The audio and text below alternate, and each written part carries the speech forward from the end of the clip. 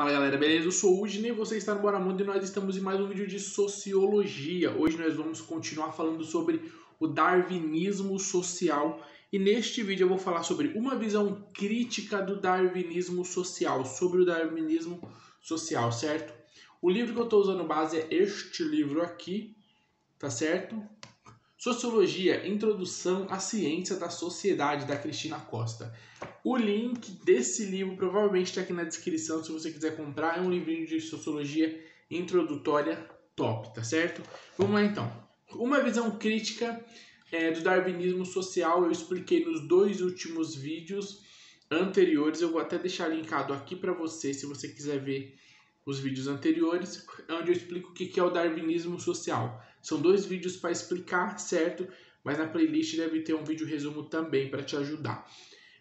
Mas entendendo então o que é o darwinismo social, a gente vai pegar nesse vídeo agora e levantar os pontos que são as principais críticas feitas a esse modo de ver a sociedade, esse modo de entender a sociedade, que foi chamado de darwinismo social, se utilizando de parte da teoria do Darwin, certo? Então existe uma crítica, porque vai se mostrar um sistema insuficiente, ele não dá conta de explicar toda a dinâmica e a mudança humana, social e cultural. Certo? Vamos entender isso. Bom, vamos lá. Primeiro ponto, darwinismo social, ciência do preconceito. Uma coisa muito importante que a gente tem é que o método adotado do darwinismo social vai fazer com que gere um preconceito, tá certo? Esse preconceito vai vir da seguinte forma: quando você olha para a sociedade, como por exemplo nas navegações, e quando acontece uma dinâmica de chegar em outro país, de você colonizar um outro país, de você começar a trazer o seu sistema de sociedade para aquele país, isso estava baseado numa ideia de darwinismo social, onde você precisa mudar aquele povo, você precisa mudar aquele sistema humano que está ali, aquela cultura, porque ela é inferior. E como você é superior, como você é mais forte, você se adapta melhor, você então vai ter que ser o ser dominador. E aí você pode escravizar, você pode tomar os bens, tomar as riquezas, tá certo? Isso já leva uma dinâmica de preconceito, de inferioridade do outro. Então isso é muito importante. Parece que é besteira, mas foi assim que muitos países no mundo foram colonizados, com essa ideia central, tá? Então a gente tem um grande perigo que isso daqui foi fruto de um desvio interpretativo, tá certo? Se pegou uma situação que estava dentro da questão biológica e física do ser humano e levou para uma análise da sociedade. Então isso foi um erro, foi um desvio interpretativo, tá certo? E uma coisa importante é que pegaram o conceito de espécie, né? No darwinismo existe um conceito de espécie, ele pertence à dinâmica da natureza, do sistema dos animais, não do ser humano, certo? Da espécie humana, mas pegaram o sistema a ideia, o conceito de espécie e aplicaram na ideia de entender o ser humano. Então, a partir daquele momento, o ser humano não é mais uma espécie, a espécie humana não. Ele está dividido em várias espécies, certo? Mesmo sendo um mesmo ser, ele vai ser dividido em várias espécies, porque vão pegar a teoria do Darwin e vão adaptar para as ciências sociais, para a sociologia, para a visão de ver o homem. Então, essa ideia vai trazer muito problema, porque a partir do momento que você tem esse conceito de espécie usado para analisar a situação humana, analisar a dinâmica da sociedade humana, você gera um problema, porque você começa a dividir em categorias que não existem. Você começa a dividir em categorias onde reafirmam de forma não real, mas elas reafirmam inferioridade de um povo para o outro, de uma civilização para outra, de uma cultura para outra, certo? Então, problemas enormes com essa interpretação e forma de ver o mundo e que distorceu esse conceito de espécie. Próximo ponto, caráter cultural da vida humana, tá certo? O que acontece é o seguinte: um dos fatores que o darwinismo social não dá conta é porque o ser humano ele vai se desenvolvendo, E o sistema de adaptação do ser humano, ele começa a se afastar demais das leis naturais. Hoje em dia o ser humano ele tem um sistema de adaptação tão próprio, tão complexo, que as leis da natureza não conseguem mais acompanhar ele. Por exemplo, se a natureza diz assim, olha, nessa ilha aqui só pode esse animal, esse grupo de animais, essas espécies de animais, porque essa ilha está isolada, fica num lugar gelado, piriri, piriri, piriri. Beleza. Isso é um limitador para os animais. É um limitador. Agora, não é um limitador para o ser humano. Porque o ser humano ele tem uma potência de criar cultura e de se adaptar incrível, que ele está em lugares onde de forma, vamos dizer assim, de uma forma simples, a natureza diria que não era para ele estar ali. Então, se a natureza está falando para ele não estar nessa ilha, e falando para um grupo de animais que não é para estar nessa ilha, porque essa ilha é adaptada de um esquema onde só alguns animais conseguem viver ali, o homem agora se adapta. Ele vai lá, constrói uma casa, constrói uma lareira, constrói uma forma de se aquecer, de chegar, de transitar, de barco de um lado para o outro. Então a natureza já não é mais um grande empecilho para o homem se adaptar. Então o homem não está mais sujeito às leis da natureza.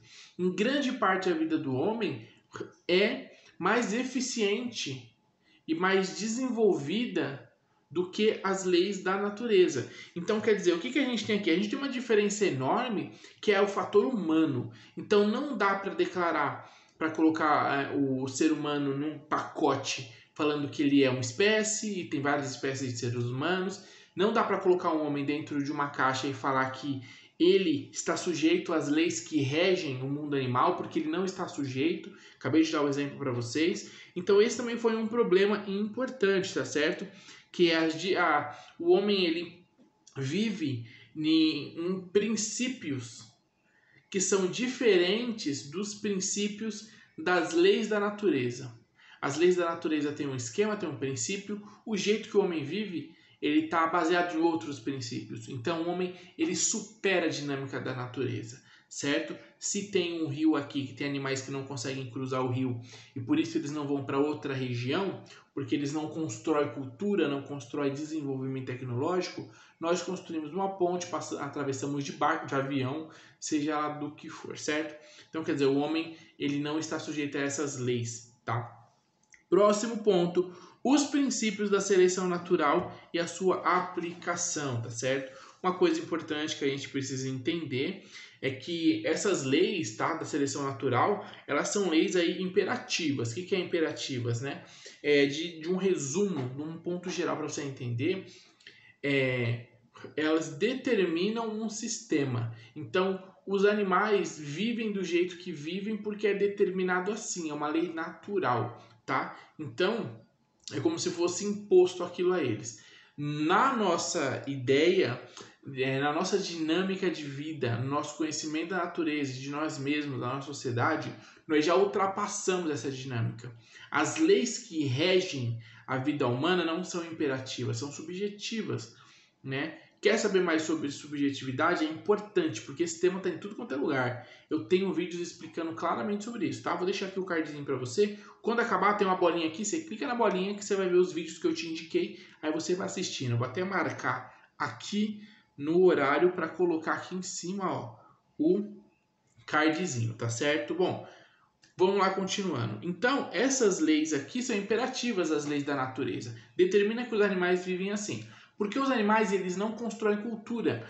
Então eles sempre vão viver daquela mesma forma. Eles vão sempre viver regidos por aquela lei. Eles não são seres que constroem cultura igual o ser humano. O ser humano se difere do animal porque o ser humano constrói cultura. Ele se molda, ele consegue manipular a natureza.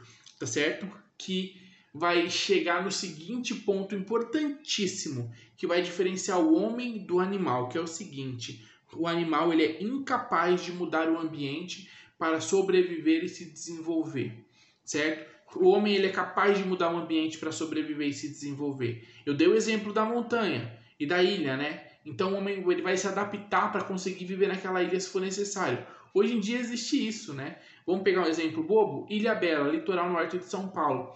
É uma cidade, cara. Você vai lá, é uma cidade, tem tudo, tem mercado, loja, prefeitura, tem tudo. O homem levou a civilização para uma ilha. Olha que louco, isso está espalhado pelo mundo. É muito louco isso, né? Então, quer dizer, o que a gente tem é que os animais eles não fazem isso. Eles não constroem uma cultura que vai em direção de transformar o seu modo de vida, de melhorar o seu modo de vida, a sua capacidade de vida. O ser humano, ele faz isso, os animais não, e o ser humano faz. O ser humano ele tem a capacidade de modificar a natureza em benefício do seu desenvolvimento, da sua sobrevivência, certo?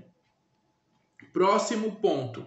Só para recapitular e lembrar, nós estamos, trazendo os pontos do texto e estou explicando qual é a crítica que vai ser levantada, mostrando que o darwinismo social não dá conta nem é apropriado para olhar para a sociedade.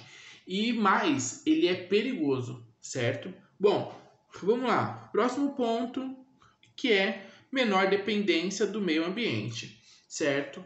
O ser humano, ele é menor, ele vai adquirindo, conforme ele vai se desenvolvendo, uma menor dependência do meio ambiente. Os animais, eles dependem do meio ambiente quase que de forma completa, tá certo? Nós não. Nós vamos independendo do meio ambiente de forma direta, né? A gente começa a produzir coisas, produzir material, produzir ferramentas, produzir ideias, produzir sociedade. Isso vai fazendo com que nós dependemos menos da natureza, até porque a gente começa a manipular com muito mais eficiência a natureza, tá certo? Próximo ponto, autores da seleção natural. Existem ainda autores, isso é tão interessante, essa parte é muito legal, que assim, ainda existem autores, existem intelectuais que defendem de certa forma, indireta ou indireta, completa ou em partes, a teoria da evolução das espécies, e isso aplicado na análise da sociedade. Então eles ainda pegam o sistema do darwinismo e usam esse tal de darwinismo social para analisar ou a sociedade como um todo ou partes da sociedade, tá certo? Então a gente tem esses autores aí, mas o livro vai pontuar uma coisa muito importante, que mesmo esses autores, eles, apesar de toda a construção teórica, eles estão também levando em consideração e explicando o seguinte, que a lei, certo? Ela, para você pegar essa lei e aplicar no ser humano, como se ele fosse um ser que sim, ele é superior, existem raças, existem vários tipos de raça de ser humano, e algumas raças são superiores, essas raças superiores se adaptam mais fácil, são as mais fortes, se sobressaem e acabam aí julgando outras raças e tal, se sobrepondo. Até para você fazer essa construção, esses autores que defendem essa lei, eles defendem que é o seguinte, se for para você usar a lei, essa lei você vai ter que pegar critérios muito mais amplos, certo? Muito mais flexíveis e muito mais relativos. Quer dizer, a lei, na prática, não dá conta de você entender e fazer uma análise da sociedade com fator real, olhando de uma forma real para a sociedade. Porque teoria qualquer um pode fazer, outra coisa é se a teoria ela corresponde à realidade, certo?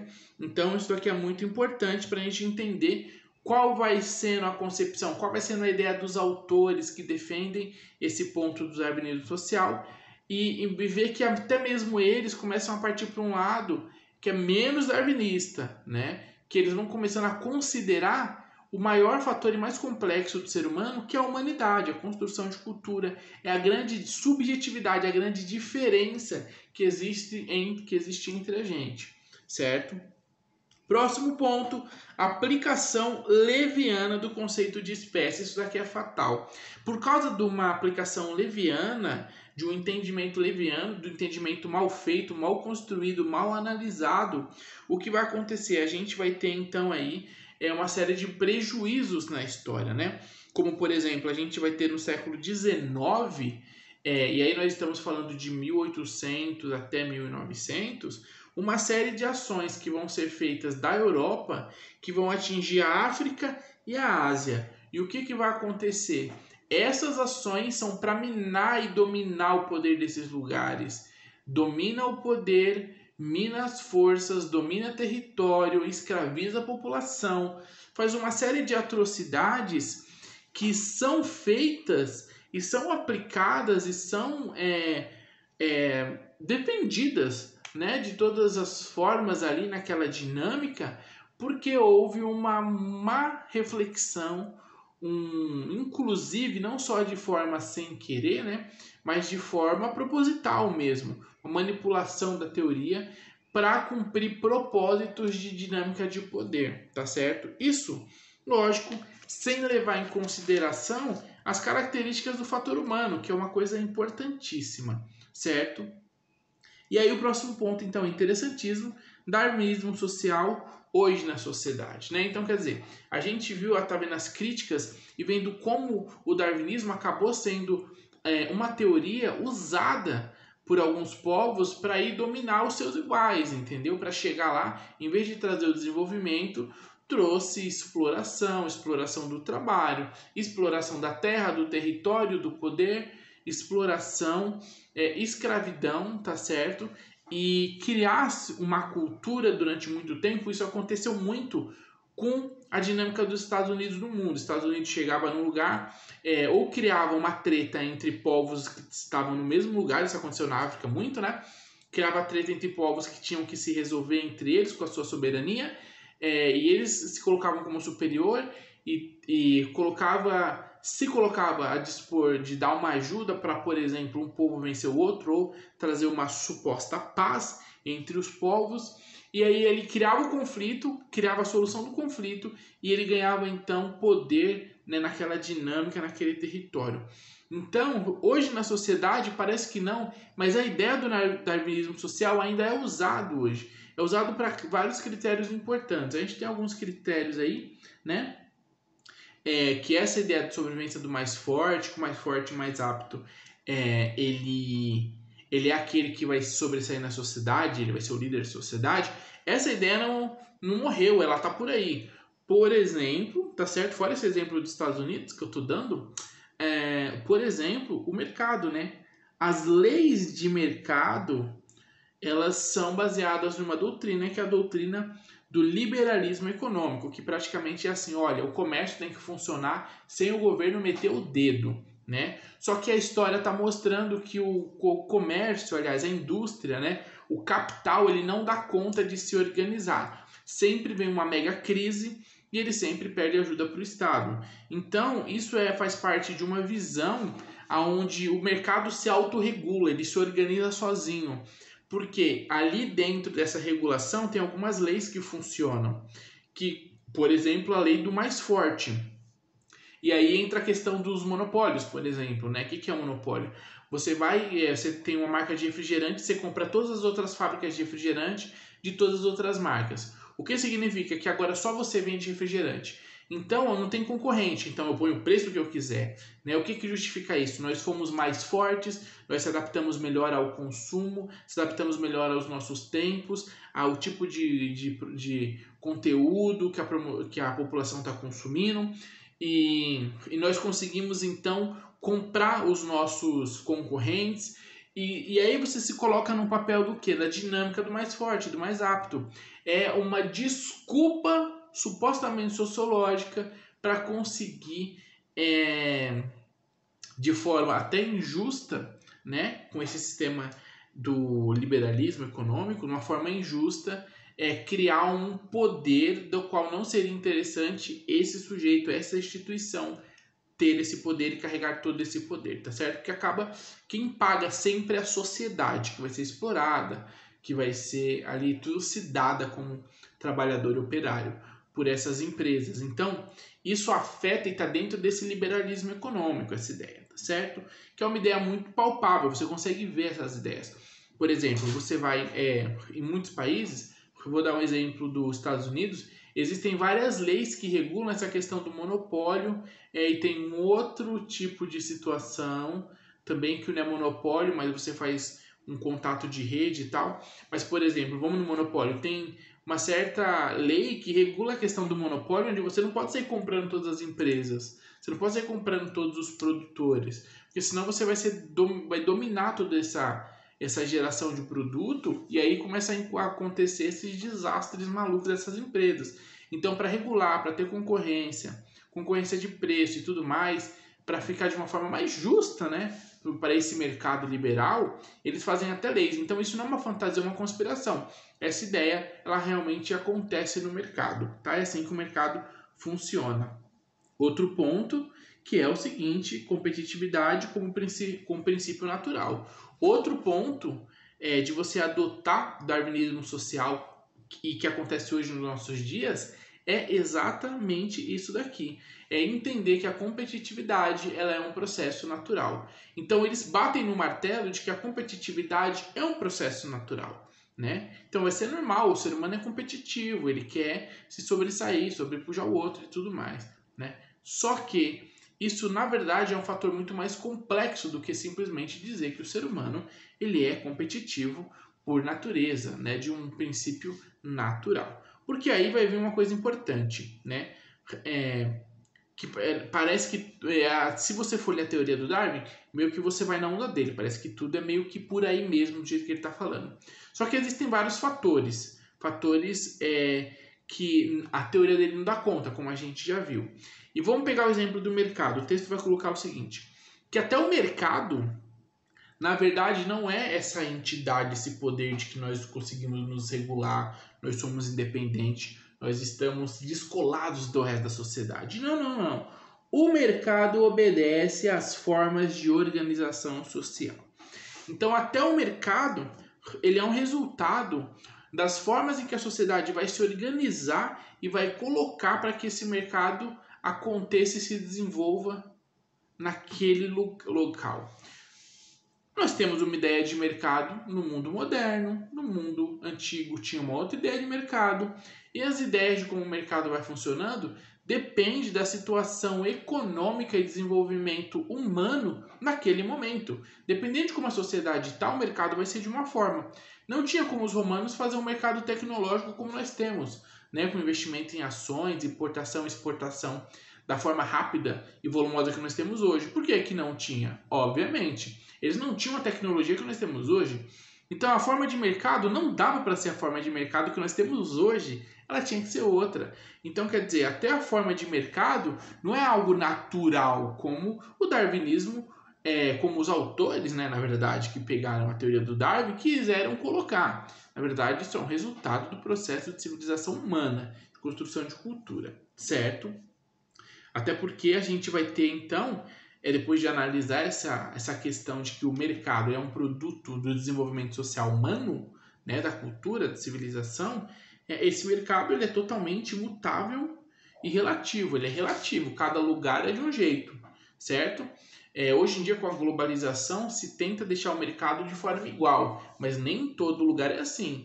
Você vai nos lugares da Ásia ali, Irã, Iraque e tal, existe um mercado muito mais primitivo, vamos chamar de primitivo, né? Que é de um formato mais antigo de mercado, menos tecnológico, onde funciona para aquele povo em determinada região, em determinado volume, em determinada dinâmica. Então o mercado ainda não é todo consolidado da mesma forma no mundo todo.